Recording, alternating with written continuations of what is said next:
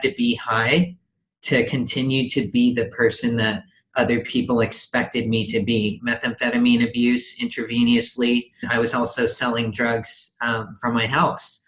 I liked who I was when I was high better than who I was when I wasn't high. I had social anxiety. I didn't know who I fit in with. I was bullied by others and sometimes a bully towards others because that was what had been done to me. I failed out of every class. I was selling drugs there. And I ended up not being able to be in school any longer. I was on antipsychotic medication. I was on multiple anxiety meds. I was on antidepressants.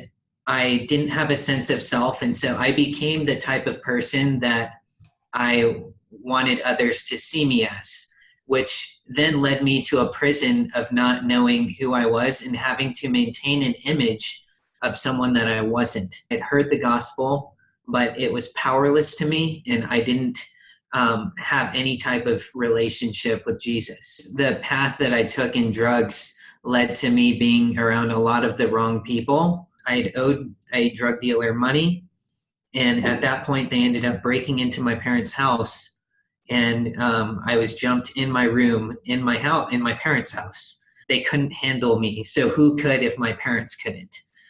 I burnt every bridge that could be thought of, and my parents didn't know what to do with me. I just stole tens of thousands of dollars of their jewelry and their gold, and I pawned it for drugs. My mother at this point, she was praying for me. She was fasting for me. I ended up at a detox center for 3 days.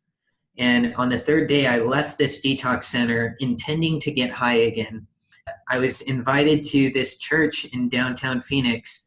And it was in that moment that I started to ask the Lord in my heart. I said, if you're real, then this is the time for you to show up. The power of God just touched me. I fell over.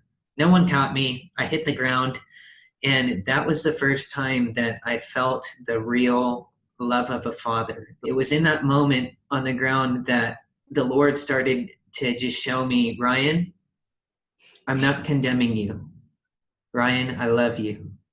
And I have plans, I have a purpose for you.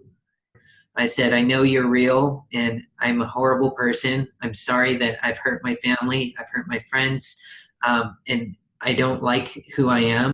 And if you can take this addiction away, I promise you, I'll live all the days of my life for you. This weight that I'd carried for my whole childhood immediately lift. As I sat up in that moment, I knew that I was free. I knew that I would never use drugs again. And I just knew in that moment that everything had changed. When I came to Christ, one thing that I had to really begin to work through was facing the person that I was. The most influential voice that a person has in their life is their own voice. To start talking to yourself and speaking positive things over yourself. It really helps you to connect to the core of your being in the way that God created you.